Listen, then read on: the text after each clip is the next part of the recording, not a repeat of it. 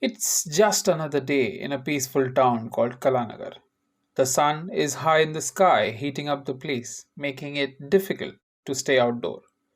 Yet, there is a significant amount of crowd collected at one point in the town. There is a loud commotion as a young woman stands in front of a large tree. She's shouting at the top of her voice to gather as much audience as possible. If you want to cut this tree, then you will have to kill me first.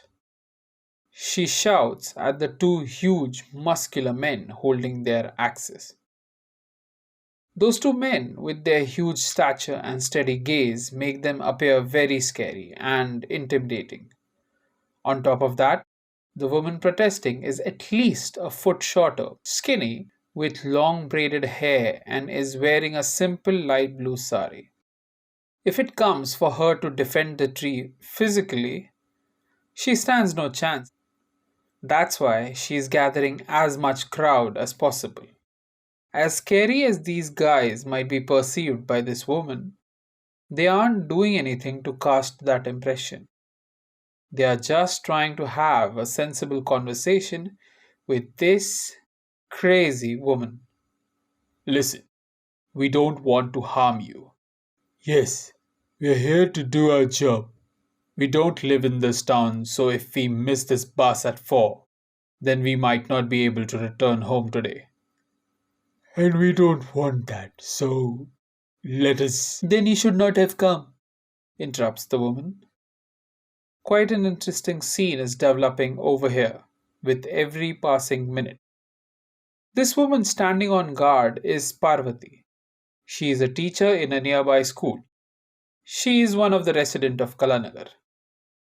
As much as it might seem that she is doing it for a good cause, her behavior does not make sense. That's because Parvati is protecting just this one tree. Parvati arrived at this place a couple of hours ago. She quietly came and sat under this tree to have her lunch. Meanwhile, the two men continued to chop down other trees in this private area. She didn't seem to be bothered by that. It was only when the men approached this specific tree, Parvati became violent. She even threatened by throwing a rock at them. Although most of the people living in Kalanagar are acquainted of her existence, none are close enough to talk her out of this madness. She had just a father who passed away a couple of years ago and has no close relatives or friends. So if she has set her mind on something, there is no one to stop her. With passage of time, these two tree cutting men are getting impatient. Lifting up their axes, they try to scare her away. Suddenly, a young man jumps in between them. Hi, hello guys, stop. What do you want? Who are you? Asks a guy raising his axe. Get out of our way.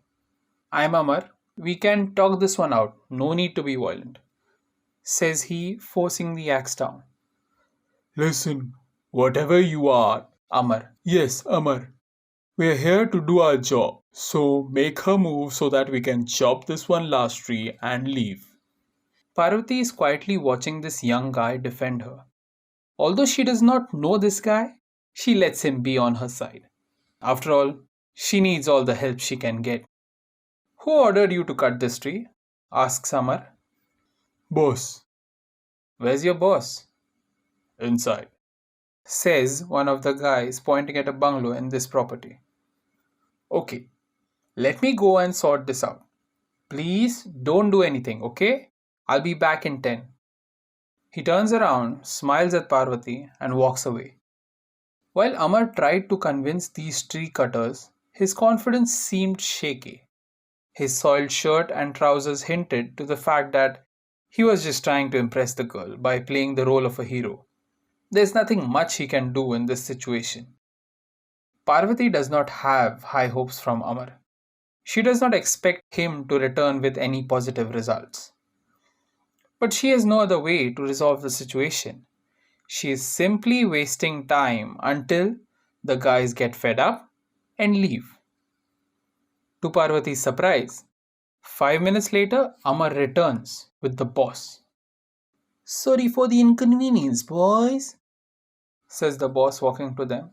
He pays them the money, saying, leave this one. Once the tree cutters are gone, Parvati smiles. She walks to the boss and thanks him. Thank you so much. Thank you very much, says Parvati as her eyes fill with tears.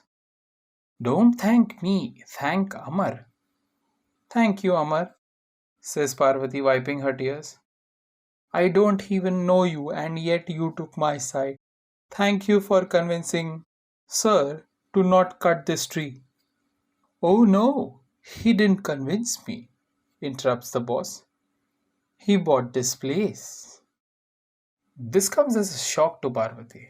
Amar's physical appearance in no way gave any idea that he is that wealthy. But the fact is, he is rich. Amar smiles looking at her and she smiles back. Amar Pradhan, he says confidently, extending his arm. Parvati, she extends her arm for a handshake. The moment lingers as the handshake goes on for longer than it should. Their eyes are locked on to each other with no sign of breaking contact. Until boss interrupts them saying to Amar, should we go finish the paperwork?